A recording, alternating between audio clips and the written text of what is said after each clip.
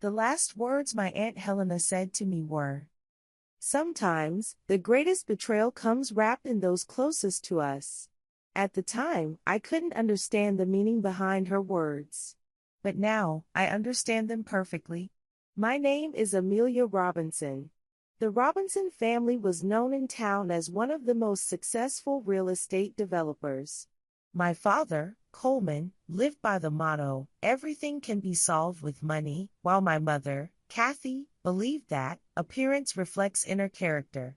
With these principles, we always lived the most luxurious life.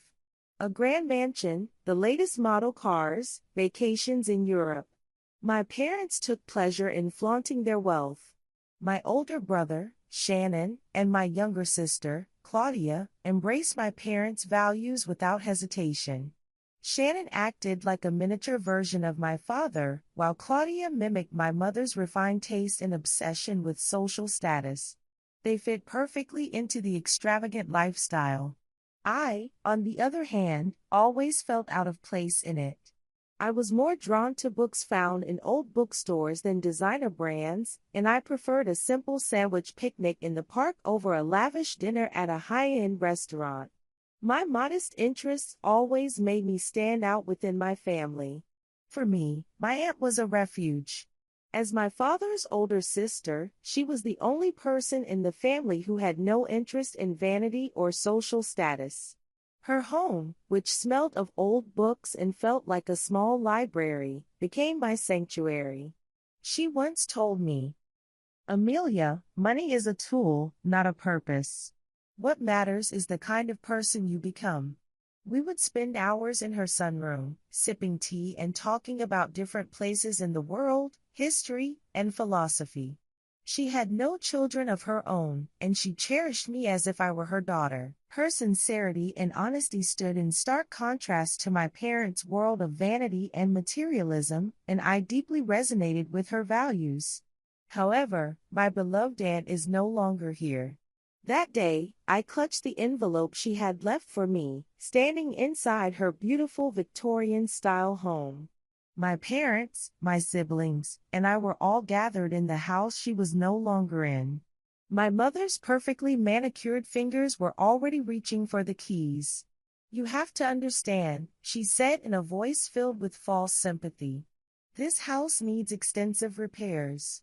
We're only trying to protect you from that burden." Protect me? I stared at my aunt's photograph, then turned to my father, who refused to meet my eyes.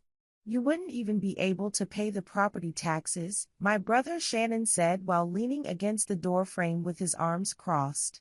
After graduating from college, he joined my father's company. I could still imagine the scent of the lavender sachets my aunt used to make lingering in the air. Just a few months ago, I had been sitting in her sunroom, drinking tea and listening to stories from her youth. Now, instead, everyone was circling like vultures, picking apart what remained of her life. "I won't allow this," I said, my voice trembling. "Aunt Helena left this house to me.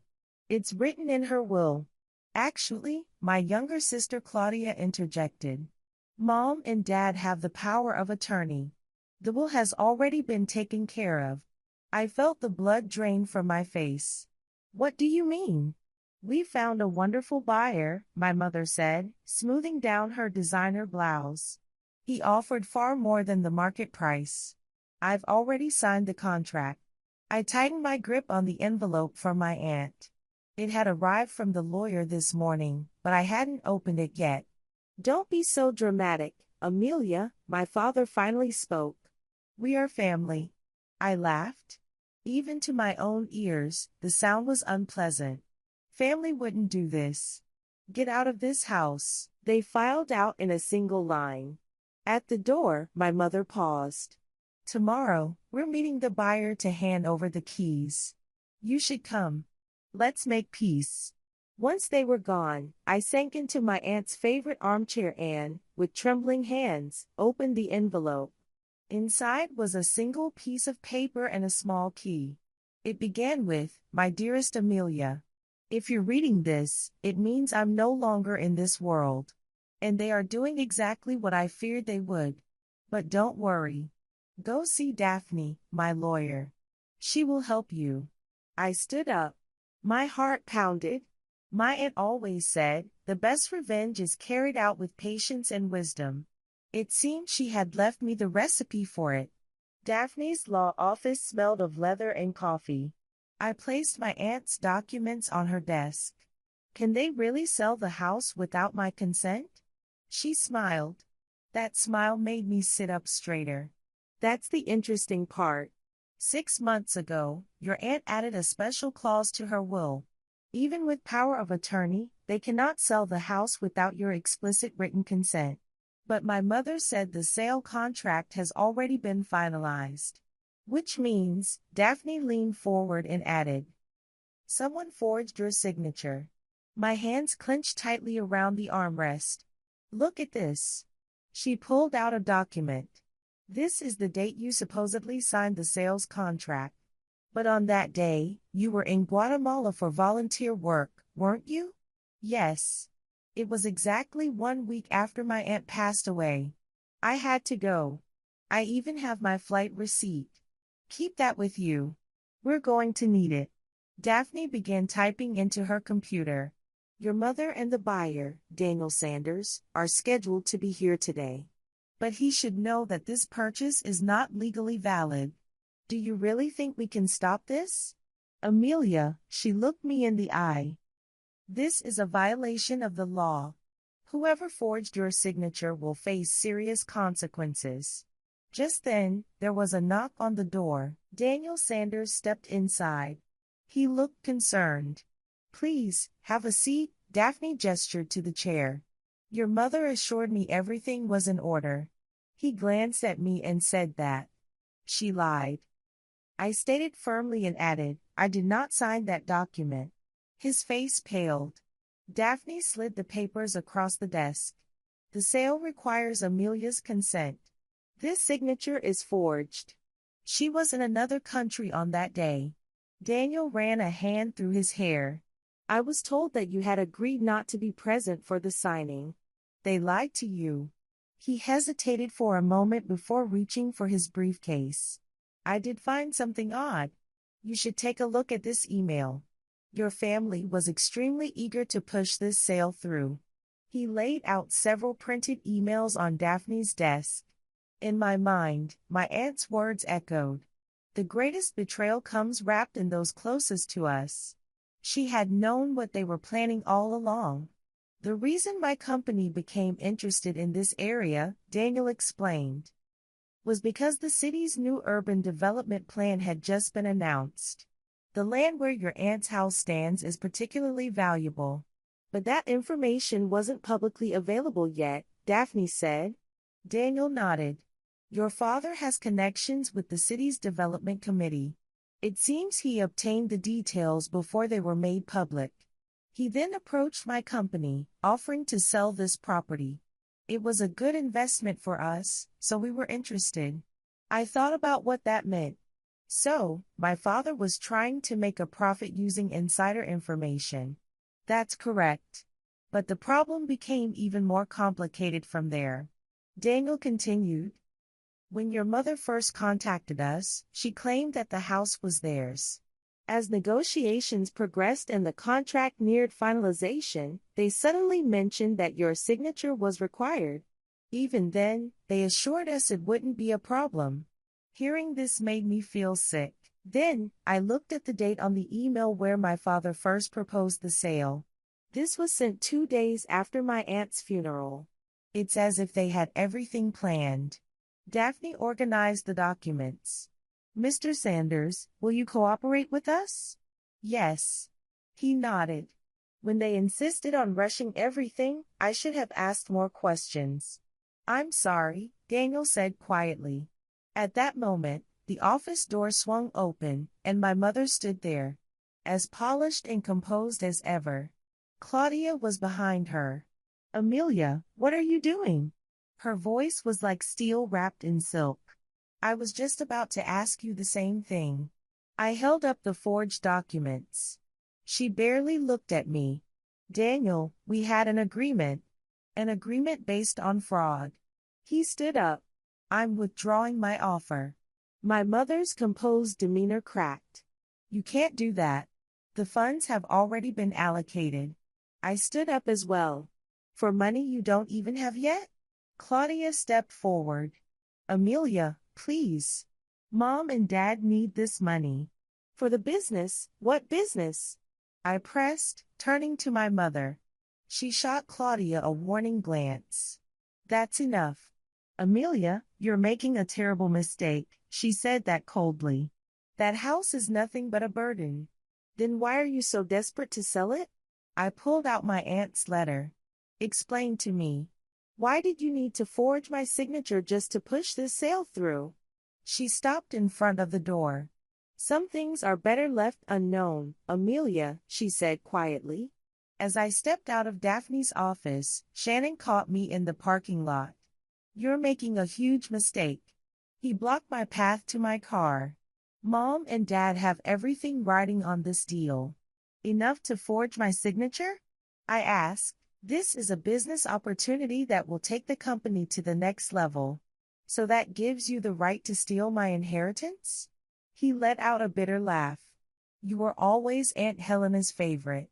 Sunday dinners, holidays, everything was always about precious Amelia. That's not true. Then why did she leave you the house? What did you talk about for hours in that ridiculous sunroom? You must have manipulated her into giving you the inheritance. A car door slammed nearby. Claudia approached, the sound of her high heels clicking against the asphalt.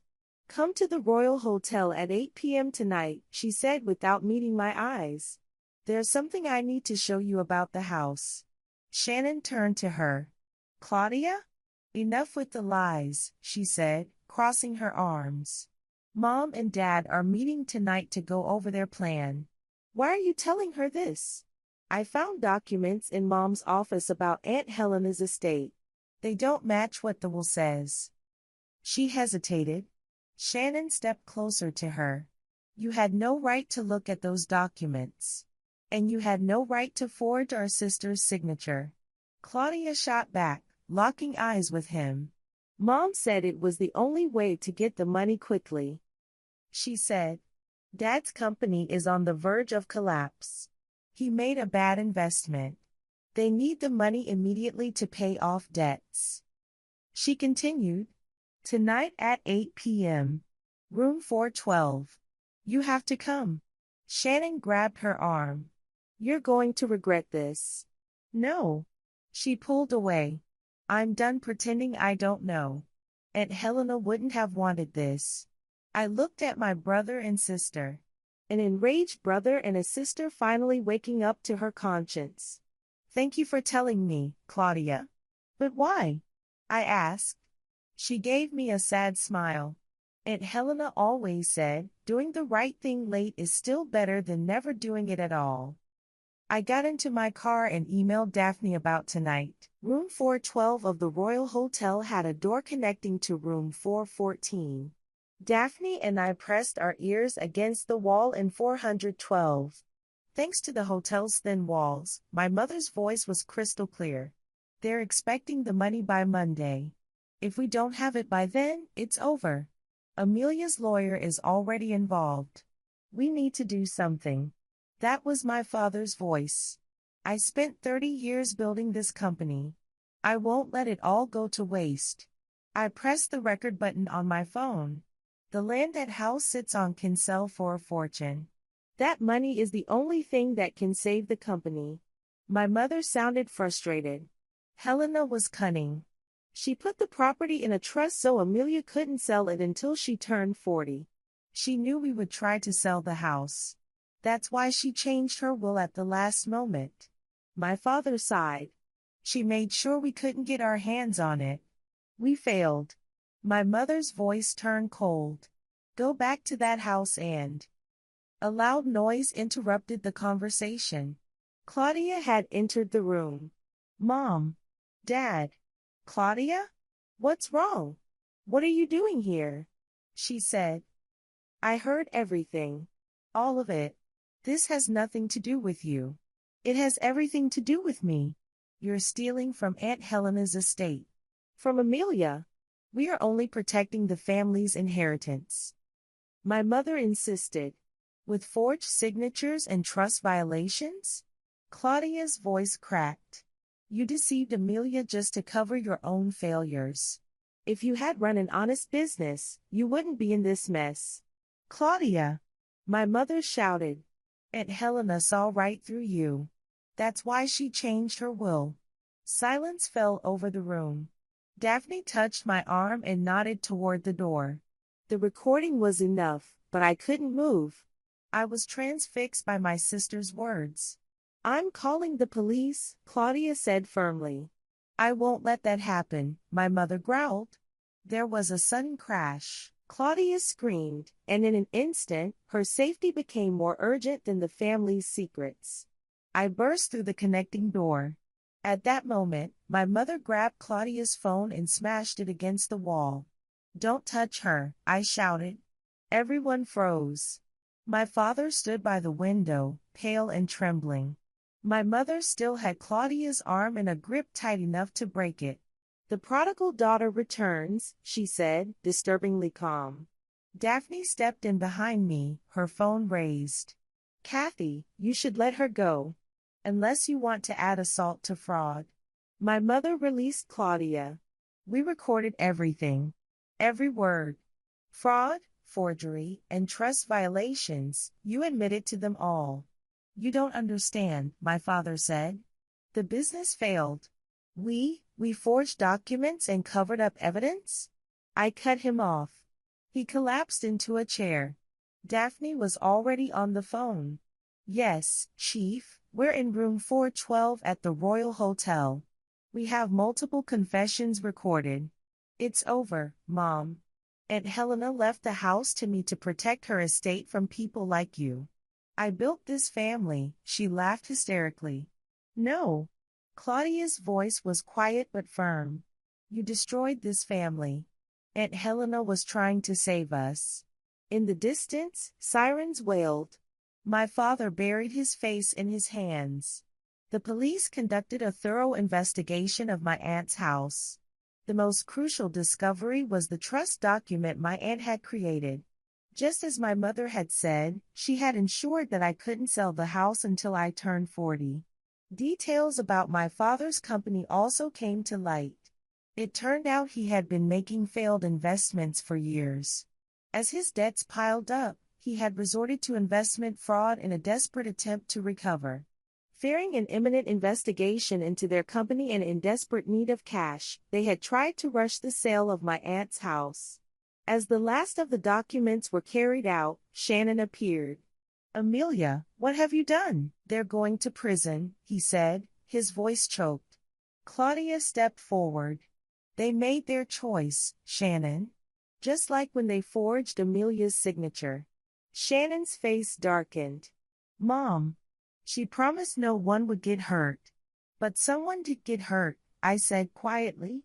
Your aunt contacted me 6 months ago. She wanted to revise her will. Daphne explained. She knew the truth about your parents. She predicted that once she was gone, they would try to sell the house. Why didn't she go to the police? Claudia asked. She wanted to give them a chance to come clean. As I held my aunt's journal, I could almost hear her voice. Amelia, the most valuable things in life don't appear in a bank account. That was what she had always taught me. A father who had deceived his own business partners. A mother who had lied for the sake of social status. A brother and sister who had been influenced by them. They were always chasing for more. A bigger house, a more expensive car, a more impressive vacation. Aunt Helena was different. She loved her small garden, cherished old furniture, and found joy in connecting with the people around her. Even as a child, I had seen which way of living truly brought happiness. Remembering my aunt's love and wisdom, I realized she had been trying to protect us until the very end. She had left me more than just a house. She had left me a legacy of integrity and honesty. Shannon leaned against the wall. I didn't know anything about this. I swear, I knew nothing. You just followed orders, didn't you? Claudia said. It's too late now. When the police finished their work, Claudia, Shannon, and I stood in the sunroom, watching the sunset filter through Aunt Helena's stained glass window. Our family would never be the same again. But maybe that was exactly what we needed. A few weeks later, as the morning sun filled Aunt Helena's sunroom, I sat down and drank tea from her favorite cup. Claudia sat across from me. Shannon and Daphne were at my aunt's antique desk, reviewing paperwork. The terms of the trust are clear, Daphne said. The house cannot be sold until Amelia turns 40. However, if Amelia wishes, she can grant Shannon and Claudia the right to live here. They need a chance to rebuild their lives, I said. Is that really okay? Shannon's voice was strained. I did nothing. I knew they had forged your signature, and I did nothing. You can start over as many times as you need to, I said, turning to him. Our parents have been indicted, Shannon said. They'll likely be in prison for a long time. They have to face the consequences of their actions. But we don't. We can rebuild. There's one more thing, Daphne added. According to the police investigation, part of your father's company assets may be preserved to secure employee wages and retirement funds. That's good to hear. Claudia looked relieved. Innocent people shouldn't have to suffer. At that moment, the doorbell rang. Daniel walked in. Sorry for being late. It's fine, I said with a smile. Daniel cleared his throat. Actually, I have a proposal. In addition to real estate development, I also work on restoring historic homes. If you're interested, I'd like to help restore this house. I looked at him. Why? For one, as an apology. I regret not realizing your family's fraud scheme sooner. You were a victim too, I said. Even so, I should have questioned things earlier. He continued. But there's a more personal reason as well. My company, Wilson Preservation, isn't just a development firm. We are dedicated to preserving and restoring historical buildings. Daniel looked out the window. My grandfather was an architect. He always said that old buildings have a soul. When the city's development plan was announced, I was immediately interested in this area.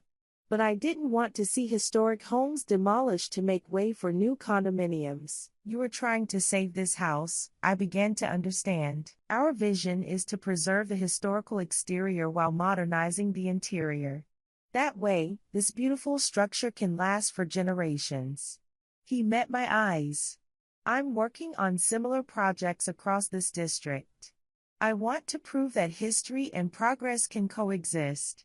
Daniel pulled another folder from his briefcase. These are some of our past projects. Every single one was given new life while maintaining its original soul. As I listened to his words and saw his passion, I saw glimpses of my aunt in him. She, too, had understood the value of the old and the importance of preserving it. 1 year later, my aunt's house had been fully restored. The old wallpaper had been stripped, the floors refinished, and the leaking roof repaired. It was beautiful and alive once again. My siblings and I lived in the restored home, carrying on my aunt's memory. My parents' trial had also ended. Both my father and mother had been convicted on multiple charges and had pleaded guilty. They were each sentenced to 7 years in prison. None of us had visited them. Shannon worked tirelessly to save the company, ensuring its survival. We were continuing the family business, but the right way. Shannon led with a new ethical standard, while Claudia ensured financial honesty and transparency. As for me, I was preserving my aunt's legacy while shaping a new vision for our family's future. And my relationship with Daniel had deepened. He had become an essential part of my life. One night, after a dinner under the full moon, he led me into the garden. Amelia, he said, since meeting you, my life has changed. And it's not just the house that's been restored. He pulled a small box from his pocket. I want to walk this journey with you, forever. I looked at him, and my aunt's wisdom echoed in my mind. Sometimes, the greatest blessings come wrapped in the most unexpected packages. Yes, I answered. Let's walk this journey together. At that moment, the wind swept through the windows, and the stained glass shimmered under the moonlight, as if my aunt was smiling down at me.